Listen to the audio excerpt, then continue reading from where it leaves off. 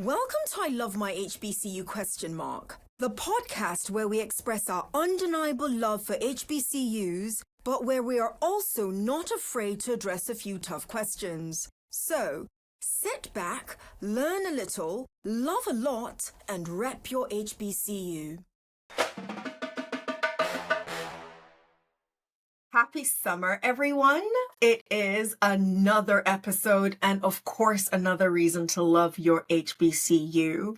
So the audience does not know this. However, every single time I have seen Madison, she literally, now she knows what I'm about to say, so she's laughing. She's given the looks. So for those who are only listening to us and not watching us, A, you're missing out. B, go and find us on YouTube. I Love My HBCYOU immediately so that you can see the glamour that is Madison Council, one of our Generation Next thought leaders. Hi, Maddie. How are you? I'm doing great. How are you? I'm well. So, just so that the world knows, because we had a little bit of a snafu the other day, with regards to a recording that we were supposed to be doing. Yes. How have you been spending your summer? Share, because I'm slightly jealous and want to live vicariously through you. That's why I'm doing this on the recording right now. How have you spent your summer? And spending my summer to pour back into me. My last school year was so hectic and crazy. A lot of great accomplishments, but I was burnt out, hanging on by a thread. I spent the summer hanging out with my mom, pouring back into myself, and I even had the blessed opportunity to go to Puerto Rico with my friends for one of my friends' birthday, and that's actually where we did film an episode, but the Wi-Fi was so disrespectful to us. So, but still, shout out to PR. We love you. So yeah. Absolutely. So I love the fact that, Maddie, you mentioned the Wi-Fi. I am manifesting, we're going to manifest together that we're going to have sponsors who believe in our mission and what we do. Yes. And they'll help us fund some of this so that we can bypass all these Wi-Fi issues and perhaps even start recording some of this stuff live and in person, right? I would love that, honestly. I love that I would too. love I love that. that too. I That's love an that. investment. Can you imagine us with an audience? It will be nuts. It would be nuts in Like a in a talk good way. show. Yes. In a good way. It'll It be will. nuts in a good way because Yes. we're quite unfiltered, and I don't think we'd be able to help ourselves. Okay, I'm not really rambling. I'm just having a lovely chat with Madison. Madison, you are part of the group that suggested what our topics are. And because you don't get to know the topics that you are going to be talking about on the recording. And I love that. So every single time we get on air, it's a surprise that, that's the one I'm doing. Yours today. Can we please talk about Gen Z's new rules of adulting? Are you ready? All right, let's get into it. Let's get into it. Let's So get I right am into it. clearly not Gen Z. So I'm hoping that I learn a lot about what makes you guys tick through this episode. Because you're the same way I'm sure generations before me would say, your generation's a little different. That's how I feel about Gen Z. Your generation's a little different. So let me start here. Madison, for the listeners out there and for the old heads especially, what is an old rule? What is an old rule of adulthood that you've left behind? And what's your new one? I would say staying in the same area that you grew up in. A lot of people, they will say, oh, like, this is where my mom was and my mom's mom and mom's mom's mom, generations. It's okay to move to a different city. And I definitely feel like a lot of Generation Z has taken that on. But even me personally, moving to Baltimore, that's been great. I have no regrets. So guess what, Madison? I actually think you're unique with regards to that. And here's what I mean when I say that. So most of the students that I have, not most, that's not fair. Some of the students that I have come across I wish I could get my producer on because she is from Baltimore. I paused because I was like, wait, hold on, Tosin. Your is it the generation or is it where they're from? So I have a few students from Baltimore who, when I try to encourage them to do study abroad programs or Right. just to leave their city, they look at me like I am growing horns out of my head. And it's a no, no, no, that's okay. I like my neighborhood. I'm going to stay here. My mother lives up the street. My Mm-hmm. this is there, my that is so it might not be a generational thing. It might just be my experience of some of the people that I've met in Baltimore. So let's not make that generational. She's gonna check us when we get off the recording. My Yes. producer's gonna be like, listen, because she's from Baltimore, so hey, she'll check us and let us know whether or not that is an accurate assessment of Baltimore, or if we could have applied that. And the reason why I cautioned myself is that I also have a lot of Gen Z students from Chicago. I have a Yes. lot of Gen Z students from Detroit, California, and so on and so forth. She's in my ear now saying people from Baltimore don't leave.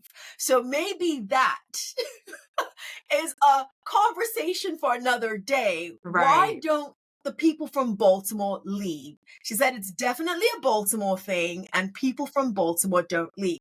Thank you so much, Chris. Really appreciate that. Love you, Chris. Yes. And I'm glad she didn't take it the wrong way because I'm like you. I think you should, even if you go back, I think you should travel and explore and see what's Oh, out there for you. Venture out a little bit. yeah. What's one adult bill? I'm laughing because Jesus. What is one adult bill that you've heard your mother talk about that you are dreading being welcomed into when you become an adult? Student loans. Student loans. Sally Mae is gonna get her money today. She doesn't care if she takes the last. She's getting her money. I'm not looking forward to I that. I I do have I, loans. I went like this because of all the bills that were running through my head, Exactly. student loans wasn't one of them. Really? It wasn't.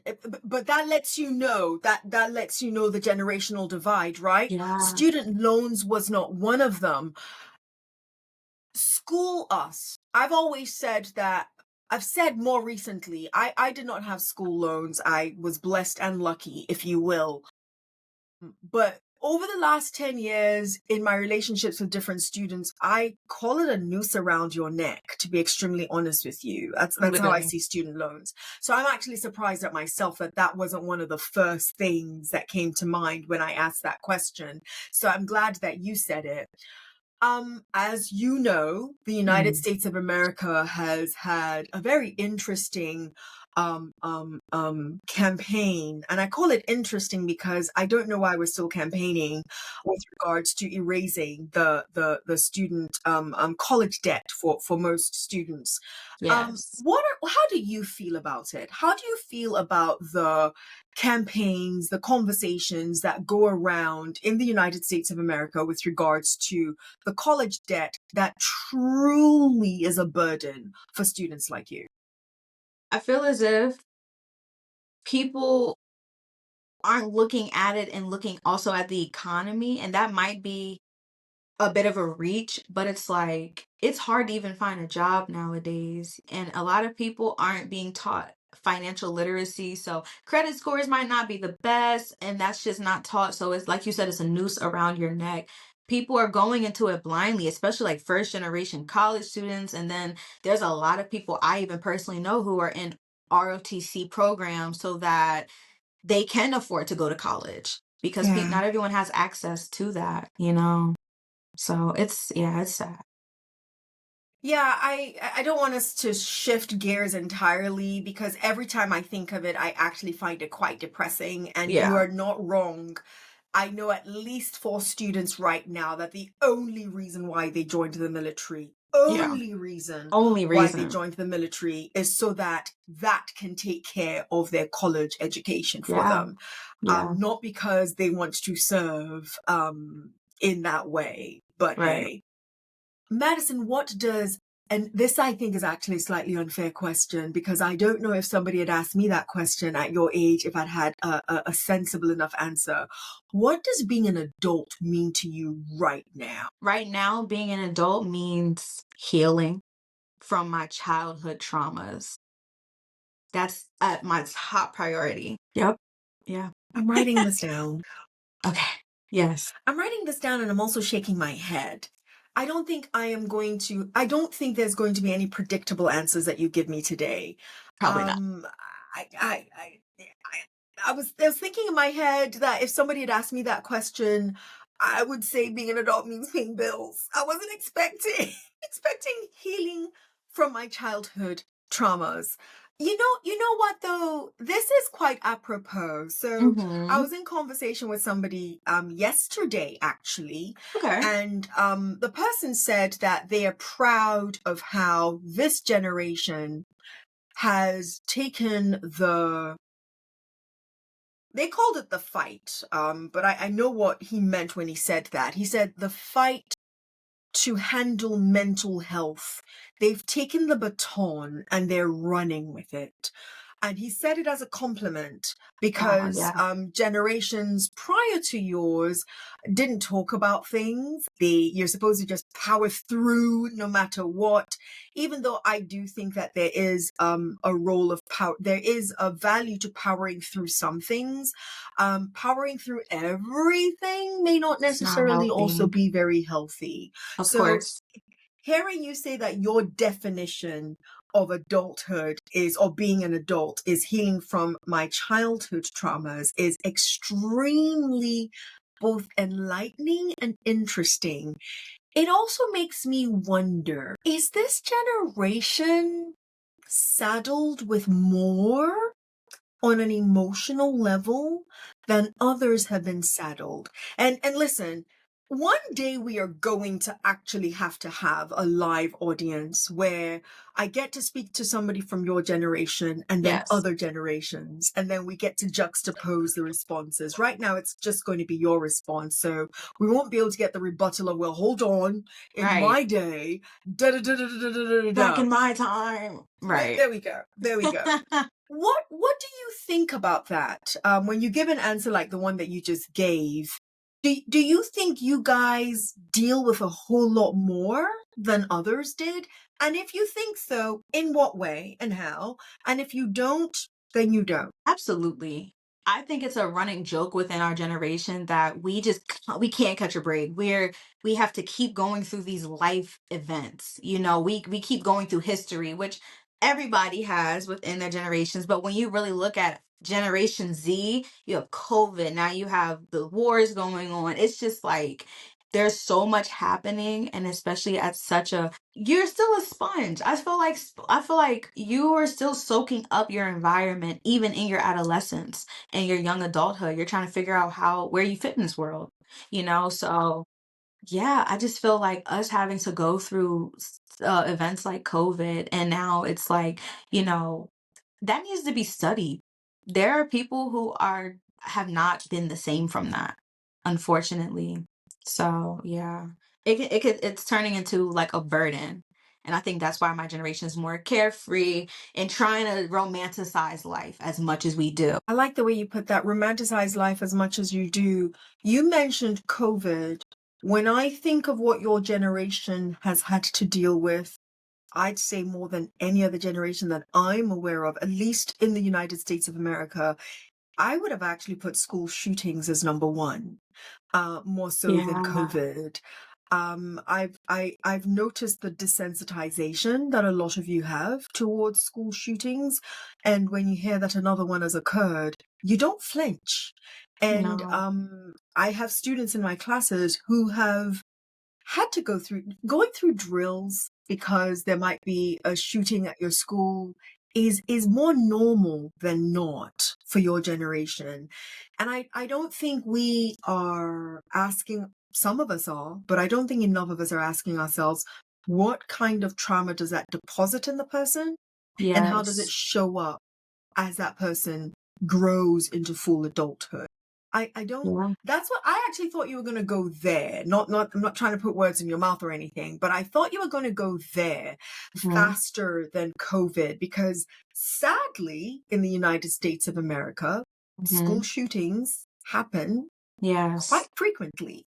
And they don't actually get as reported as much anymore because they happen that frequently, which I actually think is just sad. Yeah. Um, Before we go down a sad path, because I don't want us to fully go down a sad Right. pathway, I'm gonna throw the fun rapid fire segment at All you. right. And I am looking forward to all of the responses you're about to give me. This is going to be fun. Are you ready? Born ready. I was born Okay, ready. Let's go. okay. 67 seconds on the clock. All I want us right. to run through as many of them as possible. So be Okay. quick with this, Madison. Okay. What's your favorite adult purchase made so far? My PC. Her PC. Rent Yes. or roommate? Rent. Rent. Rent. Soft life or side hustle? Both. Both. Okay, okay, okay. One bill that still shocks you every single time. My car insurance. Current, good one, good one, good one. What's one thing Gen Z is doing right about adulthood? Healing. Healing, healing. Yeah. What's your go-to meal when you're broke and tired? Beans and hot dogs. Beans and hot dogs. Okay. Absolutely. Ooh, what's a rule your parents lived by that you ditched? Don't stay out past the street light. Don't stay out past the street light. Oh, that's Yes. a good one. What is one adulting skill they should have taught in school? How to file taxes. How to Yeah. file. How to Okay, we're gonna come file back your to that. We're own gonna come back to that. We're gonna taxes. come back to that. We How have to to, file your yes. own taxes. I love that. Yep. Okay. On a scale of 1 through 10, how together do you feel today as an adult? A 6? I'll take that. Listen to me saying I'll take that. 6 is good. I give myself a 5 on most days. Okay, last Real. question.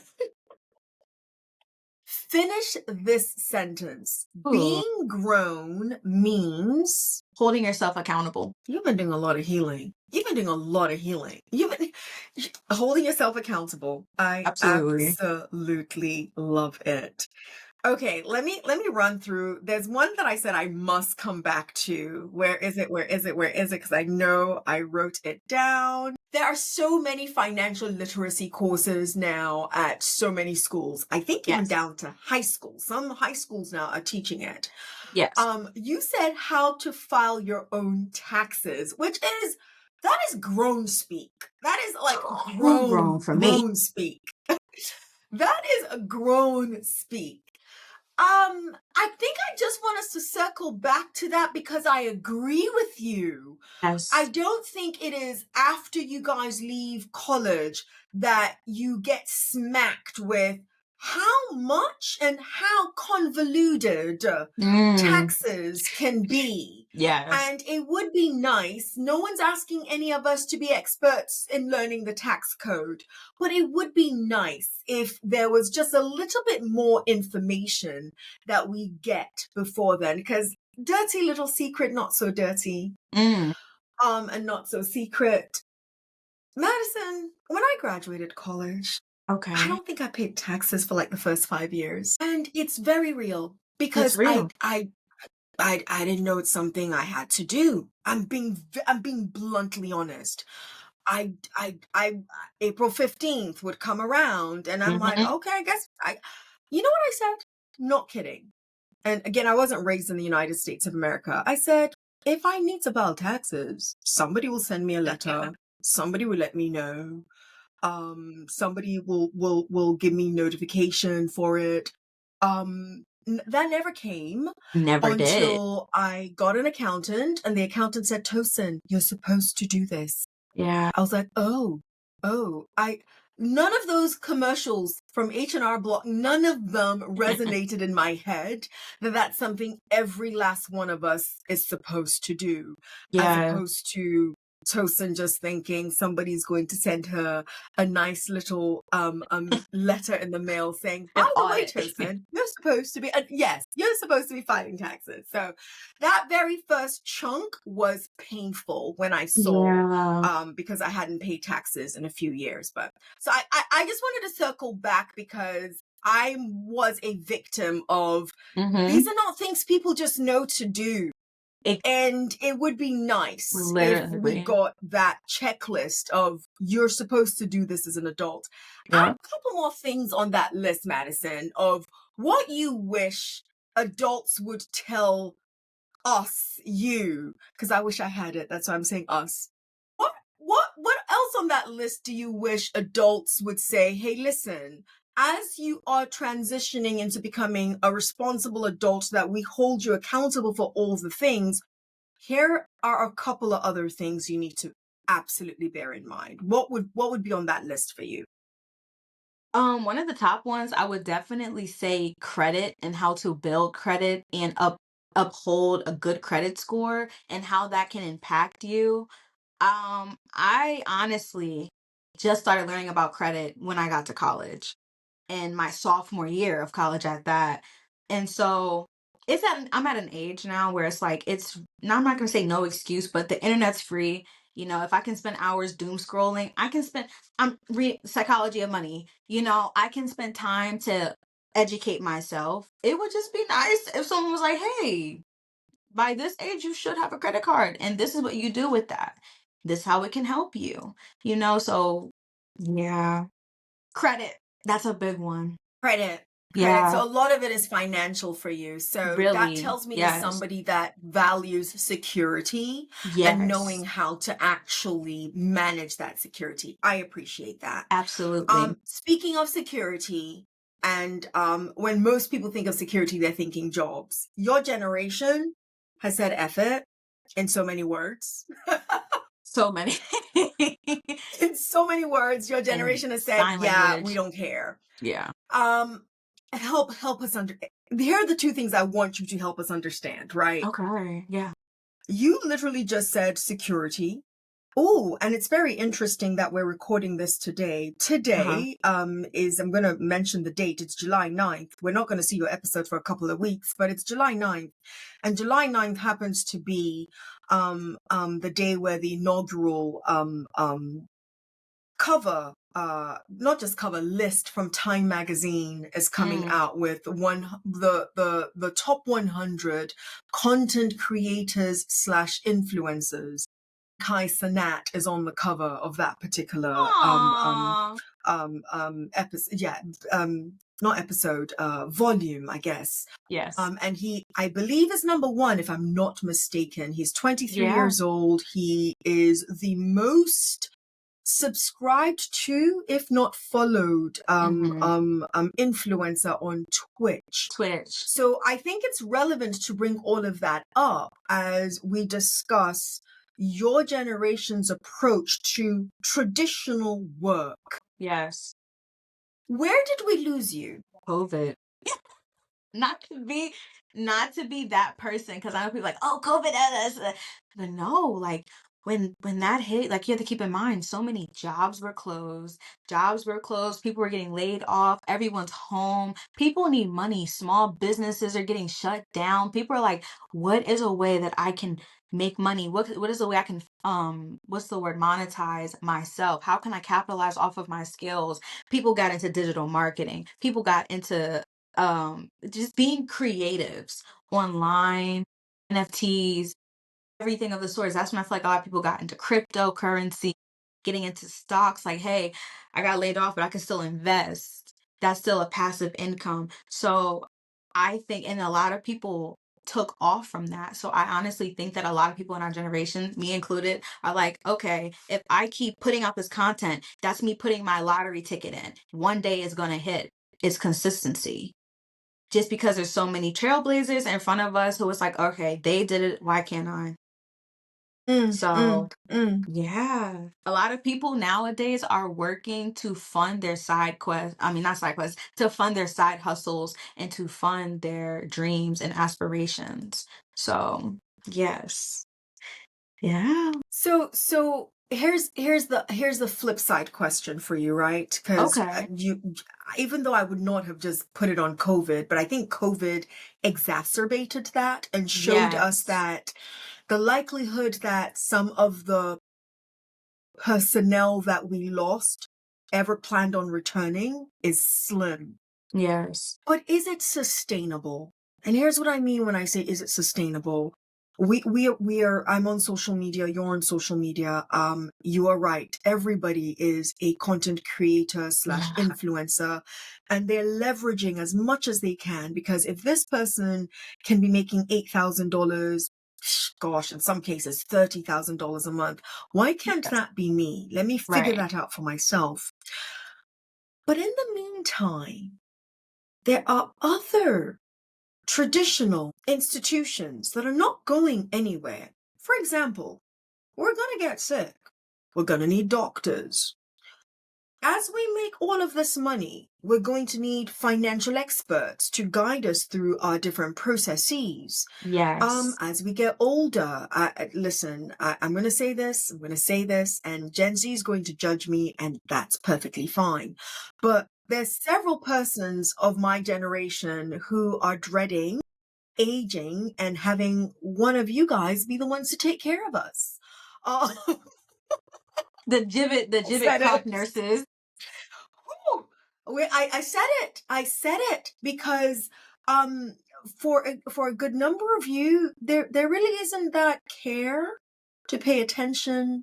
There isn't that care to detail for a lot of things. And it's not personal. It just seems to be this epidemic that has taken over you. So back to the original question, is it sustainable? Everyone is not going to succeed as a content creator. That's true. Everyone is not going to succeed as an influencer. So help me understand your generation not always taking the traditional work pathway as seriously. There are so Mm. many studies out there that are saying that you guys are getting fired at high numbers And not because caring. of that lack of attention and lack of detail and not caring. Yeah. Help us understand what, again, I'm going to keep on asking you, what are we missing? What are we missing? I think everyone has and this is a generalization, but I would say a good majority of Gen Z has not only an instant gratification mindset, but also the idea of putting in work into something that isn't serving you rubs a lot of people in my generation the wrong way. And so I feel as if where you have the funny skits of like the boss and the Gen Z coworker that's like, oh, I'm not gonna stay an extra 15 minutes, like I'm off the clock.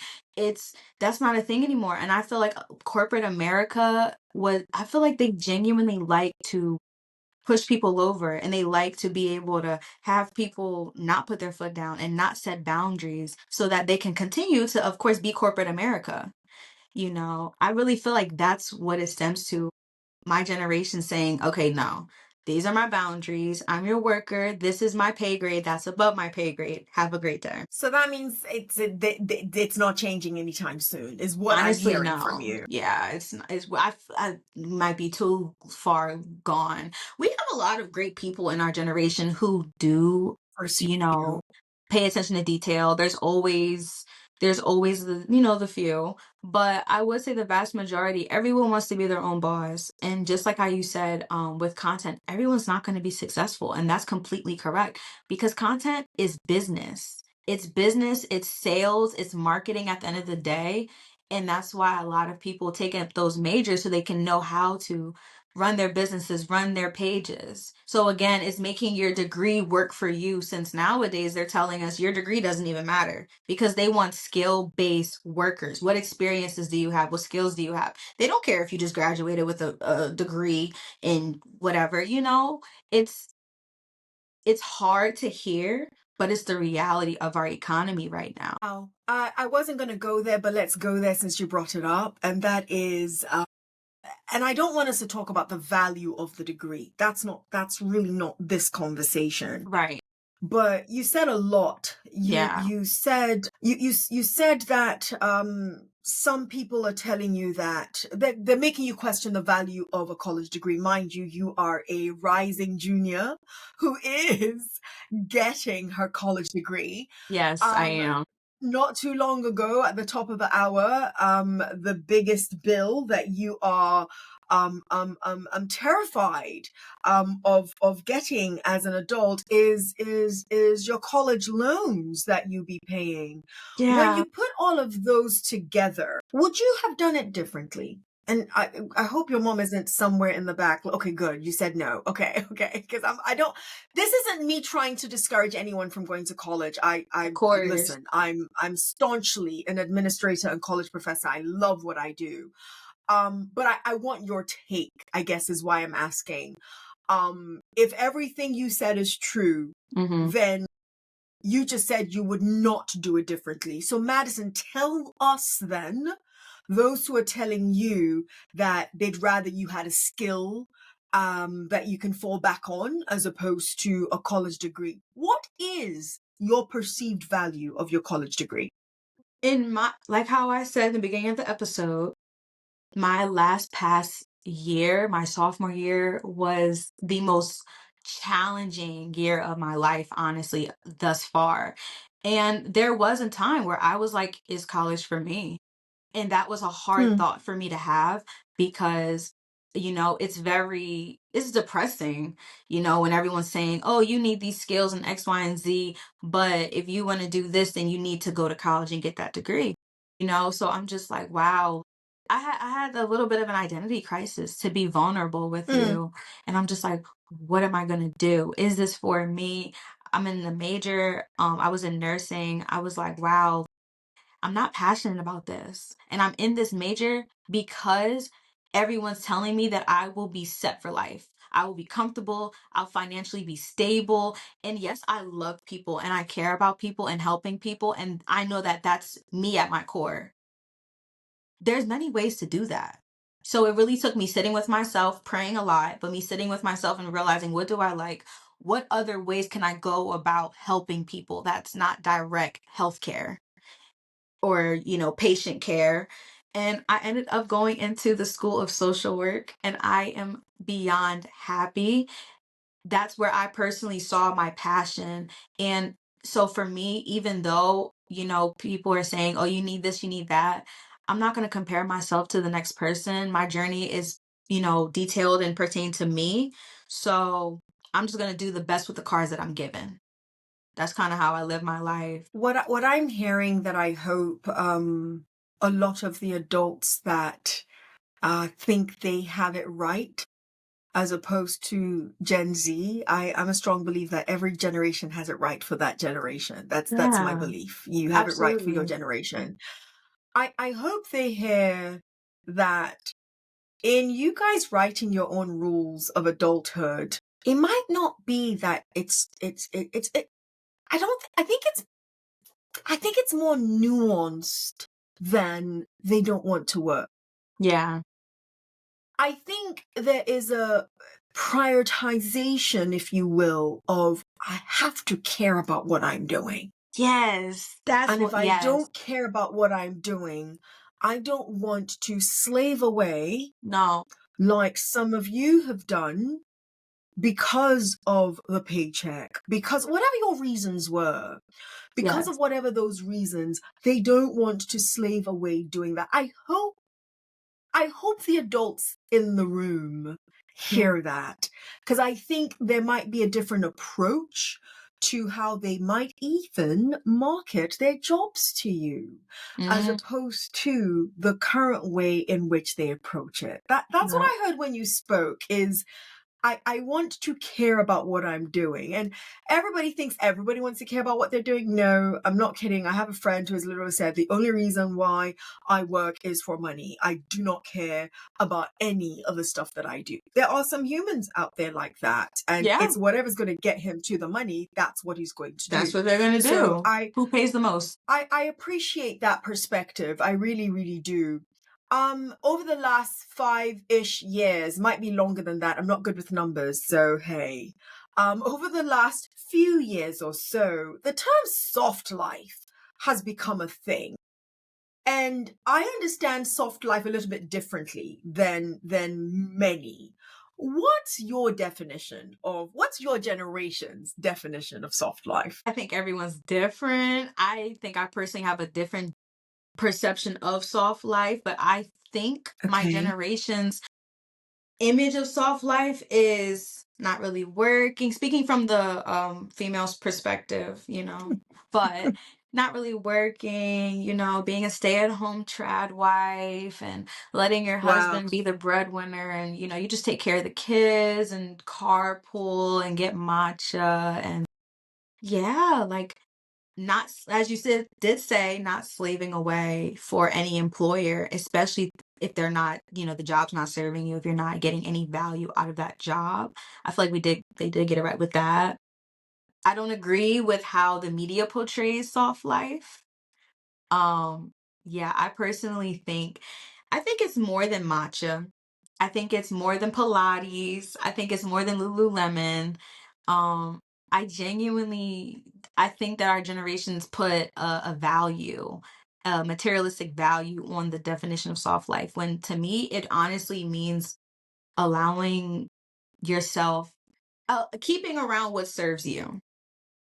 Why would you put yourself through hardships? Why be in a relationship that doesn't serve you? And that's platonic and romantic. It's more than just the materialistics.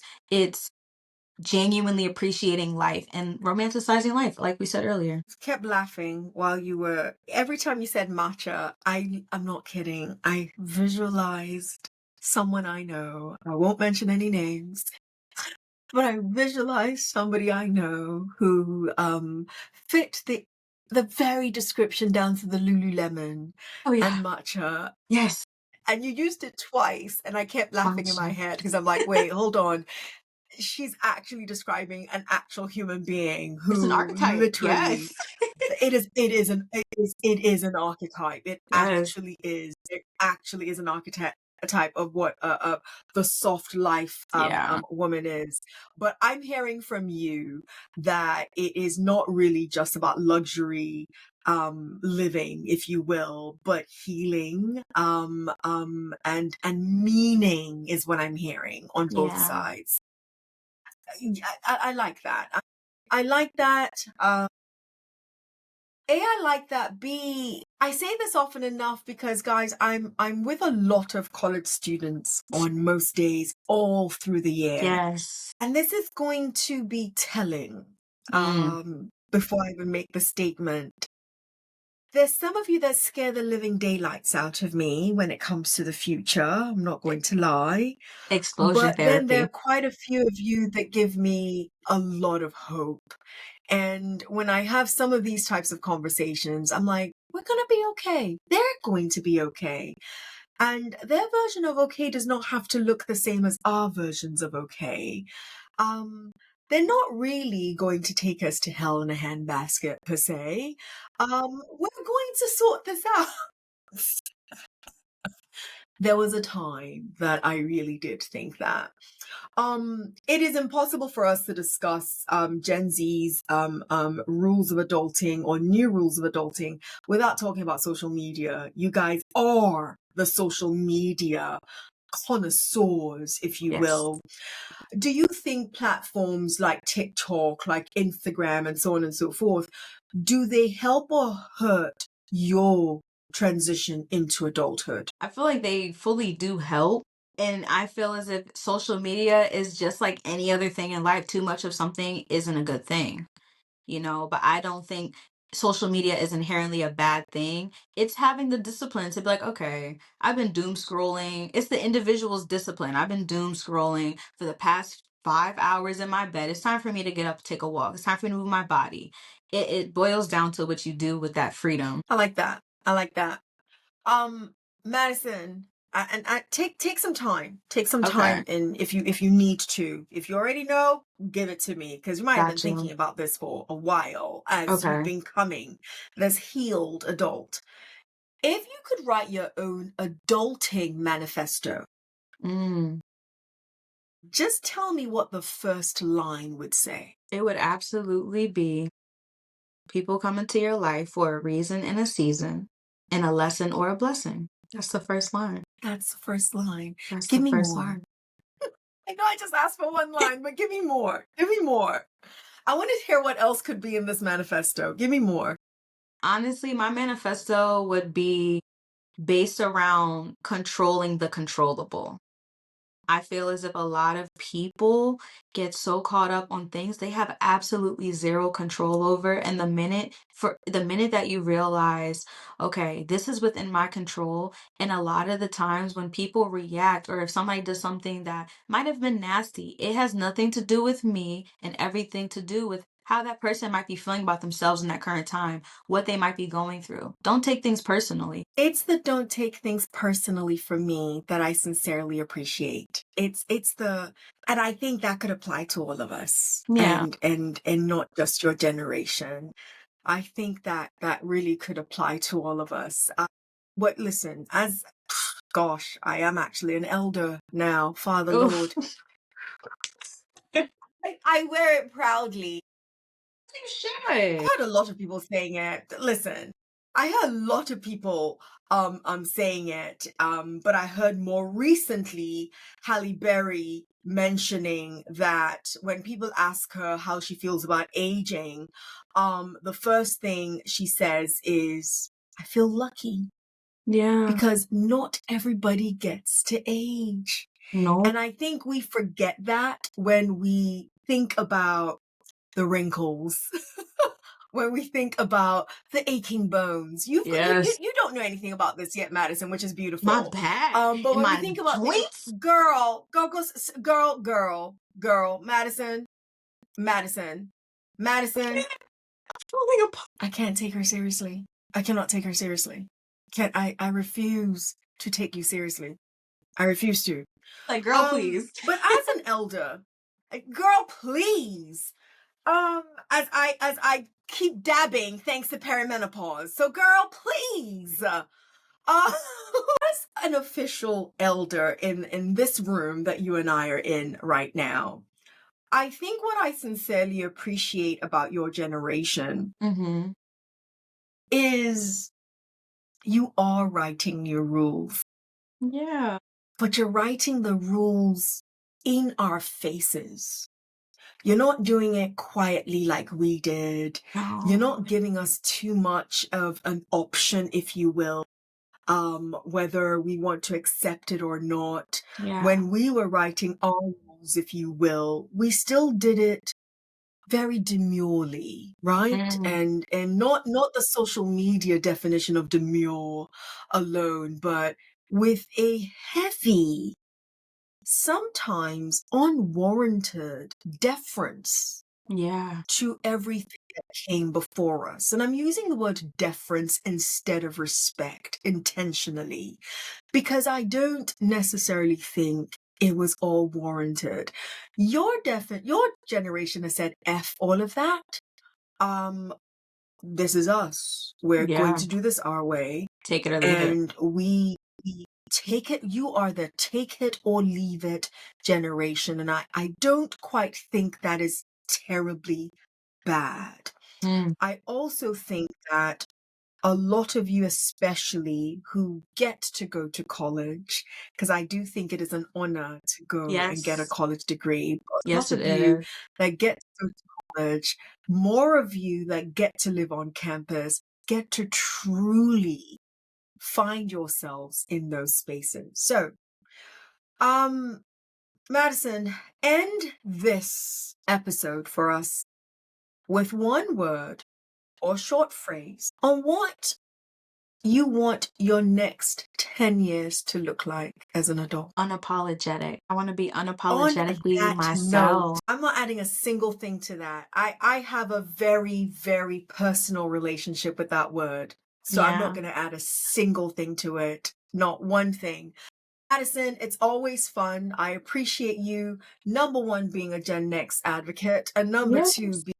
the one that is having these lovely conversations with me all summer long. Yes, it's an It is honor. impossible, I say this all the time, that it is impossible for people to tune in, see my guests, and not say, hey, I'm going to like, hey, I'm going to subscribe. So if you've enjoyed, how could you not enjoy Madison's unfiltered approach to Gen Z's new rules of adulting? Please go ahead and like this episode. And I hope I have earned a subscription from you watching this particular episode. Yours in HBCU love. See you quite soon. Bye, Madison. Mwah. You've been listening to I Love My HBCU ? Let's keep the conversation going as we share our stories and encourage more practical support of HBCUs, whilst of course holding each other accountable. Don't forget to follow and subscribe for the latest episodes. Until next time, love and lift your HBCU.